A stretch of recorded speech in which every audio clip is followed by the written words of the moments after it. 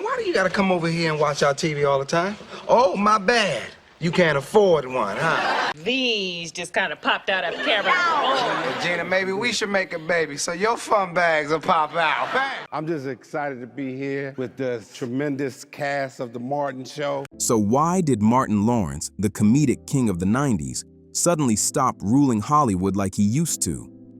We're talking about a man who had everything going his way, a hit TV show that had people glued to their screens, a comedy album that blew up faster than a trending meme, and blockbuster movies that were pulling in serious stacks of cash. He was everywhere, flashing that signature grin and wild energy that made everyone crack up. But then came that line that turned heads. "Gina, maybe we should make a baby so your fun bags will pop out." Fans laughed, but not everyone in Hollywood found it funny. Still, that was just Martin being Martin, bold, unfiltered, and always pushing boundaries. Yet, when the 90s glitter faded, so did his all-access Hollywood pass. What really went down? Did Martin drop one joke too real for the room? Or did Hollywood decide it was time to laugh at someone else? The shift was fast and loud. One minute he was on top, the next, the spotlight dimmed like someone hit the switch. Let's rewind the tape, because it all started when Martin first tore up the stand-up scene with jokes so sharp they made TV execs take notice. That's when he made his big break on What's Happening Now. Martin didn't just stop at stand-up. He blew up big time when he became the face of HBO's Def Comedy Jam. His raw energy and no-filter jokes made him a fan favorite overnight. Soon, he was trading punchlines with Eddie Murphy in Boomerang and headlining his own Fox sitcom Martin, which had everyone quoting his lines nonstop. Then came Bad Boys in '95, teaming up with Will Smith and proving he could own the big screen just as hard as he ruled TV. But behind that wild success was a grind that never slowed down. Martin was hustling nonstop, taking on project after project like he had something to prove. When he started filming A Thin Line Between Love and Hate, things got real intense. He wasn't just starring in it. He was writing, directing, and narrating the whole thing. That pressure cooker of responsibility hit hard, and soon his behavior started slipping into chaos. The weight of it all pushed him to a breaking point, landing him in the hospital after a serious mental and physical collapse. Not long after, things got even stranger. Martin was arrested for running down Ventura Boulevard with a gun, yelling, "They're trying to kill me!" The scene was straight out of a movie, except this was his real life. He was hospitalized again, and Hollywood didn't know what to make of it. Doctors later revealed he'd been battling exhaustion and dehydration, a warning sign that fame had taken more from him than anyone realized. Even his castmates could see the pressure he was under, and one of them said this about Martin's condition. Even though Big Mama's House crushed it at the box office and had audiences rolling with laughter, Martin's image in Hollywood was starting to crack. The same star who once lit up every screen was now making headlines for all the wrong reasons. His behavior was getting harder to ignore, and the industry was starting to whisper, was fame getting the best of him? One night, things got heated when Martin reportedly threw punches on a nightclub dance floor. Wild scenes that had people questioning what was really going on behind that famous smile. Then came more drama when his ex, former Miss Virginia Patricia Southall, stepped forward accusing Martin of violent and unpredictable behavior toward her. It was a heartbreaking turn that marked the end of their marriage and the beginning of a darker chapter in his life. And she wasn't the only one noticing a change. In a 2018 episode of TV One's Uncensored, Tashina Arnold spilled the tea, saying Martin's skyrocketing fame started to put distance between him and his castmates. The tighter Hollywood embraced him, the colder things seemed to get on set. Even with all the chaos happening behind the scenes, Martin still pulled off a strong 5-season run that fans couldn't get enough of. The show was a cultural hit, pure comedy gold. But when the 5th season rolled around, everything flipped upside down. Martin and Tisha Campbell's relationship completely fell apart, and suddenly, Tisha's screen time started shrinking fast. That's why viewers noticed she was barely in those final episodes. Something was seriously wrong. Then came the real shocker. HBO, which produced the show, stepped in and filed a restraining order to push Tisha back on set while legal talks were still in motion. But Tisha wasn't having it. She came swinging back with a powerful countersuit packed with explosive accusations, alleging sexual harassment, battery, and verbal abuse against Martin himself. The industry couldn't believe it, and the headlines went wild. Tisha went into deep detail about her experiences, painting a dark picture of what she said went on behind the cameras. Her claims made it clear the tension had been building for years, and by the 5th season, things finally blew up. In November 1996, Martin's behavior reportedly hit a dangerous peak during an intense outburst that left Tisha terrified for her safety. That moment changed everything. She made the bold decision to walk away from the show completely, no matter what it cost. Even though the case was settled out of court, the damage was already done. The magic that once made Martin legendary would never be the same again. Tisha finally agreed to come back for the last few episodes of Martin, but she had one firm rule. She wouldn't share a single scene with Martin himself. The tension was so thick you could feel it through the screen. When the finale aired, fans could tell something was off.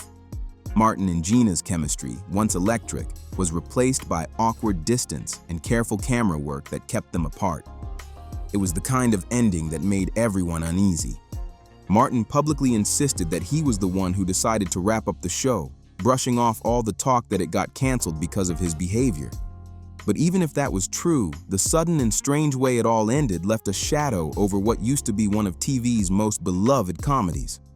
His once spotless reputation had taken a major hit, and Hollywood was definitely watching. And if that wasn't enough, another story from Martin's past started resurfacing. Rumor had it that back in 1993, he was romantically linked to Lark Voorhees, better known as Lisa Turtle from Saved by the Bell.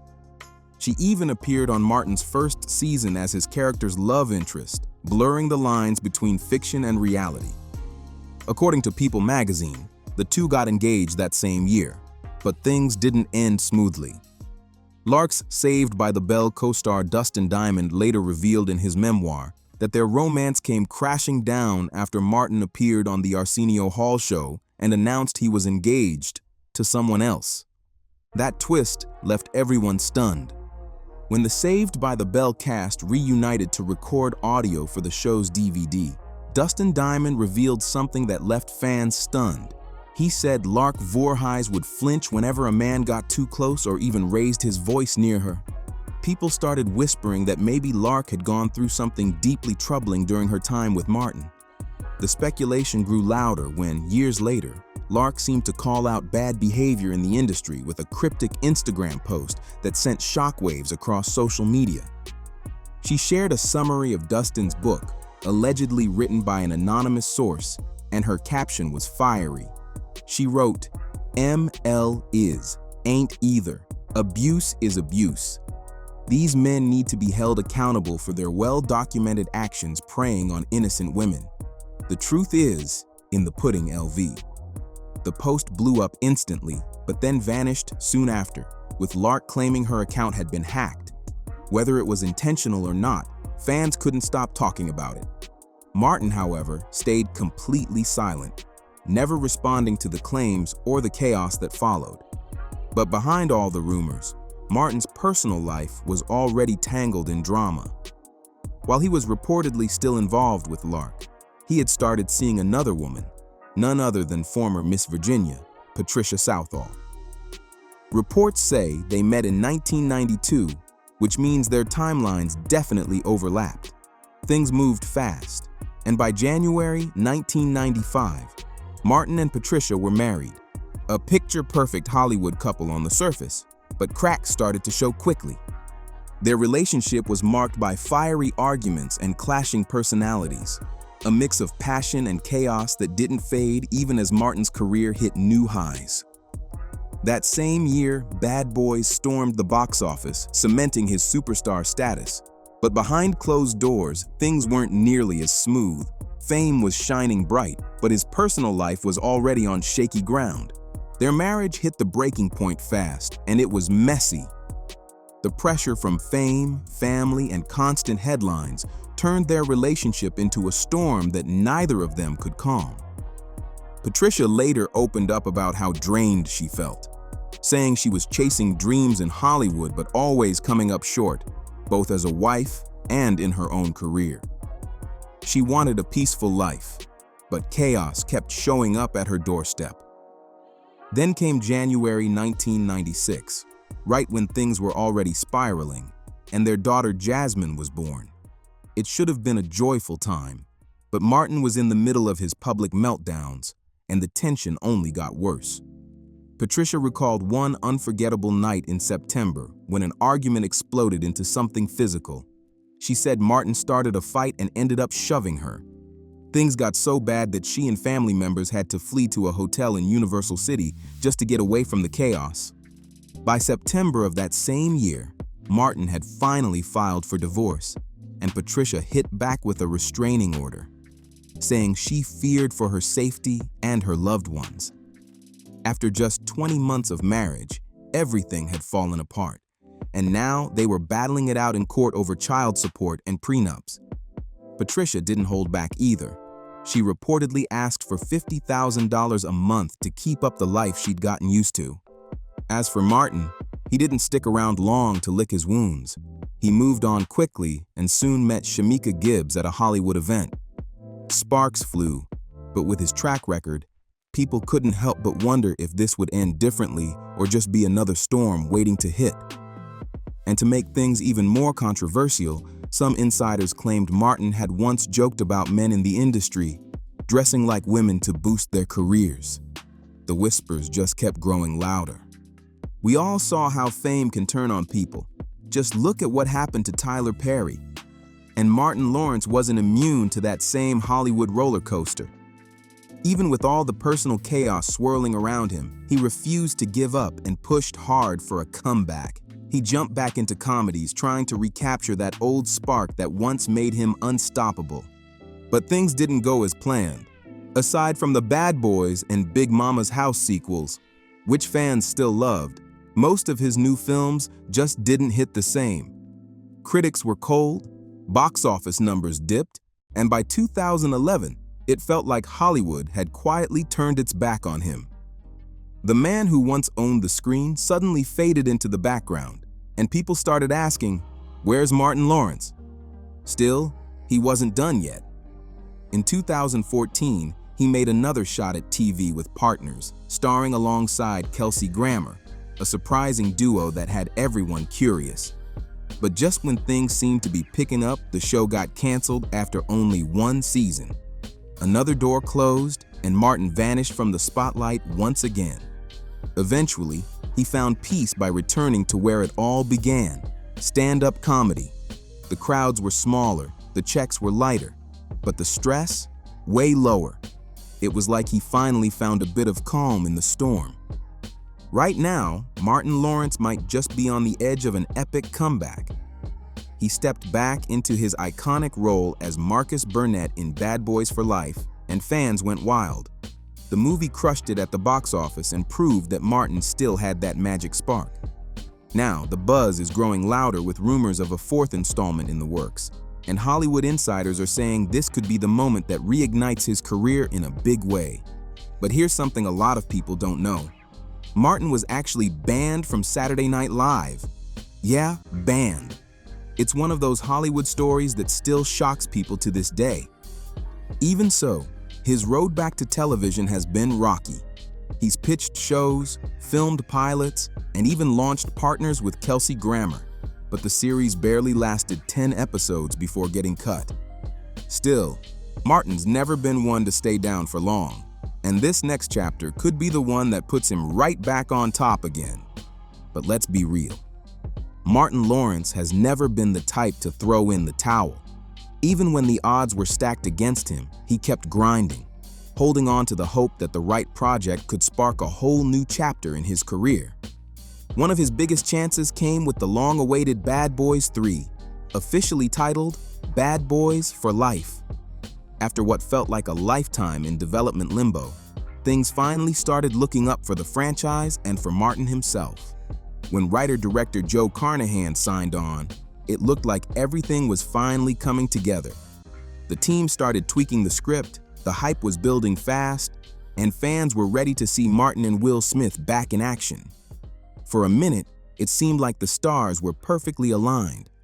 But then, boom, just like that, the dream crashed. Carnahan dropped out, and the studio suddenly pulled the movie from its release schedule.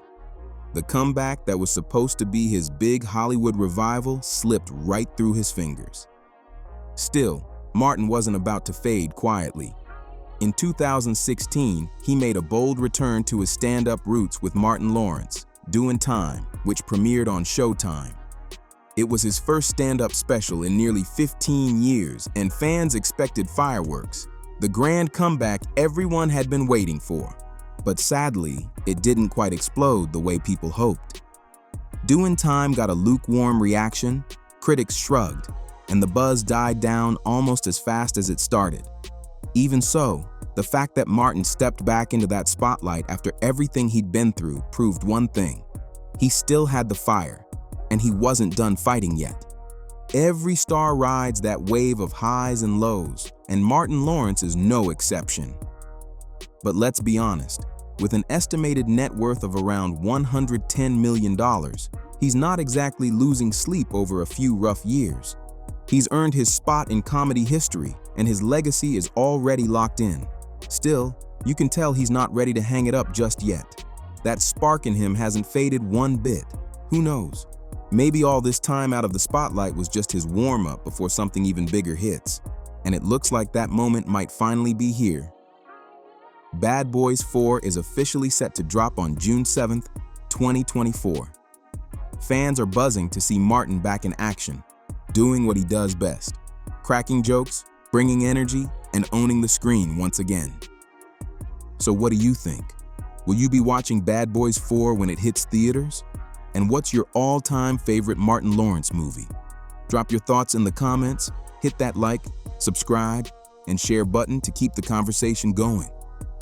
Let's show Martin some love. The comeback is just getting started.